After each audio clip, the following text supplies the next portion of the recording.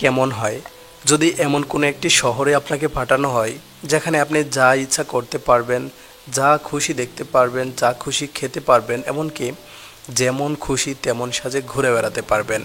ভাবছেন এমনও কোনো শহর পৃথিবীতে আছে নাকি? হ্যাঁ, যা খুশি তা করতে পারার এই শহরের নাম হলো লাস ভেগাস।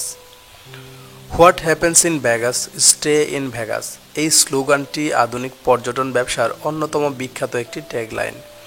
এমনকি হলিউডের অনেক বিখ্যাত সিনেমা কিংবা সিরিজেও এই লাইনটি ব্যবহার করা হয়েছে অনেকবার। শুধুমাত্র একটি লাইনের কারণেই লক্ষ লক্ষ ভ্রমণ পিপাসু মানুষ ছুটে এসেছে এই লাস ভেগাসে। পর্যটক ও লাস ভেগাসের মধ্যে এই টানের প্রধান কারণ হিসেবে ধরা হয় এই শহরের বাতাসে যে স্বাধীনতার স্বাদ পাওয়া যায় সেটাকে। এই শহরে এসে মানুষ সেই রূপ ধারণ করতে পারবে যা সে নিজের বাড়ি বা শহরে চাইলেও করতে পারবে না। এই শহর মানুষকে সেই সব কিছু থেকে মুক্তি দেয় যা থেকে মানুষ নিজ শহরে চাইলেও মুক্ত হতে পারে না। নেভাডা অঙ্গরাজ্যের সবচেয়ে ঘনবসতিপূর্ণ আর যুক্তরাষ্ট্রের ২৮তম ঘনবসতির শহর এই লাস ভেগাস, যা সংক্ষেপে ভেগাস নামেও সমানভাবে পরিচিত। আন্তর্জাতিকভাবে খ্যাত এই রিসোর্ট নগরী বিখ্যাত মূলত এর জুয়ার আসর, কেনাকাটার সুবিধা, বহুমুখী বিনোদন ও নৈশ প্রমোদের কারণে। এক কথায় বলতে গেলে পুরো লাস ভেগাস উপত্যকাটি নেভাডা রাজ্যের অর্থনৈতিক, বাণিজ্যিক ও সাংস্কৃতিক কেন্দ্র। নিজেরাই নিজেদেরকে বিশ্বের বিনোদনের রাজধানী হিসেবে দাবি করে এই ভেগাস। মস্ত বড় একটি ক্যাসিনোওয়ালা হোটেলের এই শহরে যুক্তরাষ্ট্রের সবচেয়ে বড় বড় বাণিজ্যিক সম্মেলনগুলো অনুষ্ঠিত হয়ে থাকে। সংখ্যায় বলতে গেলে এই সম্মেলনের সংখ্যা প্রতি বছর ২২,০০০-এর কম হবে না।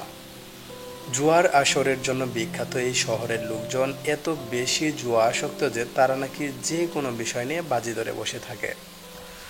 ১৯৮০ সালে লাস ভেগাস হাসপাতালের বেশ কিছু কর্মীকে চাকরি থেকে বাদ দেওয়া হয়েছিল, কারণ তারা নাকি হাসপাতালের রোগীদের উপরও বাজি ধরত যে কোন রোগী কখন মারা যাবে।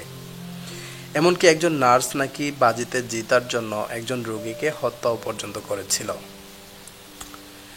বিশ্বের সবচেয়ে বড় ২০টি হোটেলের অর্ধেকেরও বেশি হোটেল শুধু এই এক শহরেই অবস্থিত।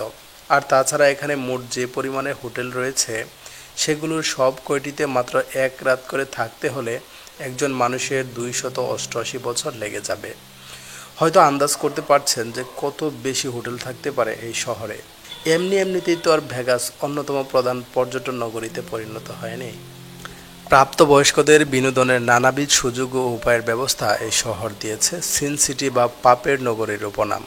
কিন্তু অনেকেই এটা জানে না যে এই পাপের নগরীতেও কিন্তু পতিতাবৃত্তি অবৈধ। কি অবাক হলেন? অবাক হলেও এটাই সত্যি। জুয়া শব্দটি ভারতীয় উপমহাদেশের মানুষের কাছে এখনো একটি নেতিবাচক শব্দই। জনসম্মুখে বা খুব ডাকডোল পিটিয়ে জুয়ার আসরে বসা এখনও এখানকার ভদ্র সমাজের চোখে অনেক বেশি দৃষ্টিকটু একটি ব্যাপার।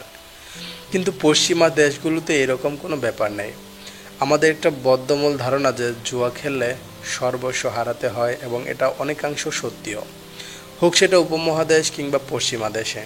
কিন্তু জুয়া খেলে নিজে প্রায় ডুবো ভাগ্যতরীকে বাঁচাতে সক্ষম হয়েছিল একজন বিখ্যাত ব্যক্তি। ফেডএক্সের প্রতিষ্ঠাতা ও প্রধান ফ্রেডরিক স্মিথ লাস ভেগাসে এসে জুয়া খেলে বাঁচিয়েছিলেন তার কোম্পানিকে।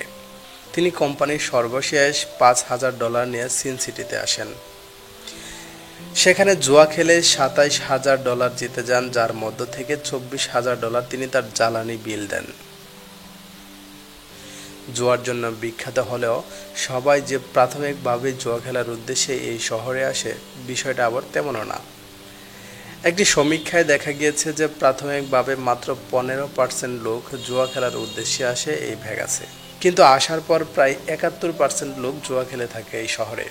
হয়তো ফ্রেডরিক স্মিথের মতো ভাগ্য পরিবর্তনের আশায় এত মানুষের জুয়া খেলে এখানে। যারা জীবনে কখনো জুয়া খেলেনি তারা বড় বড় ক্যাসিনোর রোমাঞ্চকর হাতছানিকে গ্রাহ্য করতে পারে না এখানে এসে। অনেক সিনেমা বা সিরিজে দেখা যায় যে নির্দিষ্ট কোনো চরিত্রকে ক্যাসিনোতে ঢুকতে দেওয়া হয় না, বা ঢুকলেও বের করে দেওয়া হয়।